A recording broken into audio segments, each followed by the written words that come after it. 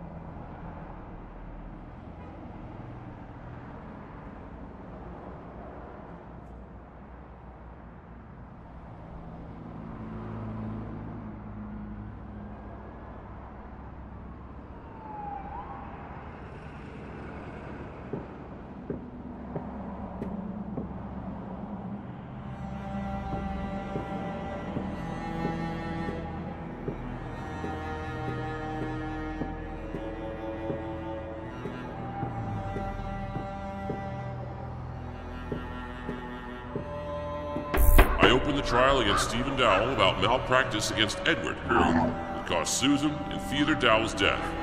Do the prosecutor and counsel wish to say anything before the trial has started? My client, as a doctor, always takes care about patients' welfare. In the enclosed evidence, Your Honor may read about many difficult cases that have been cured by the defendant. He was trying to cure his protege at any cost to ease the pain. I would like to enclose to the evidence the description of one therapy conducted by the defendant, which, as we can read, also finished with a failure. The girl, with similar illness like Edward, who under the influence of the therapy made suicide.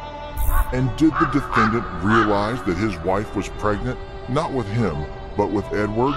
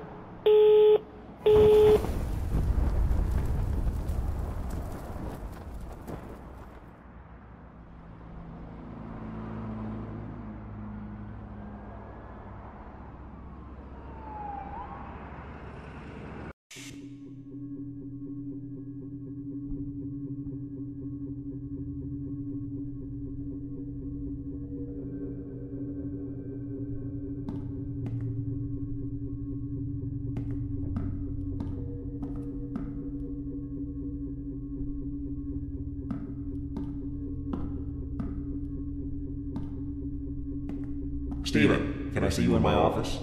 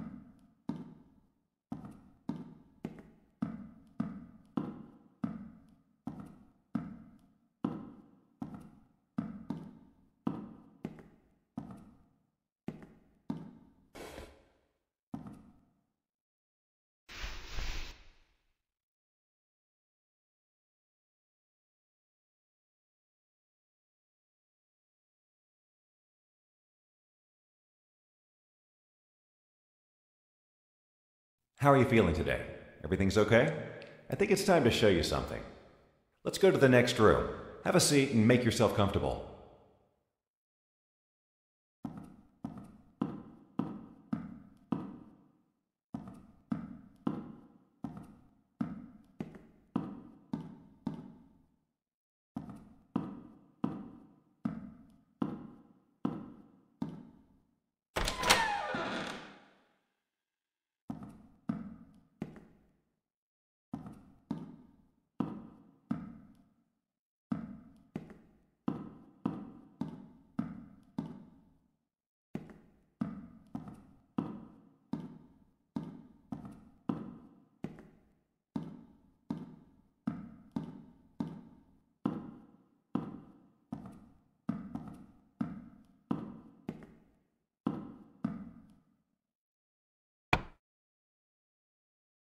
Our relationship started to pass away suddenly.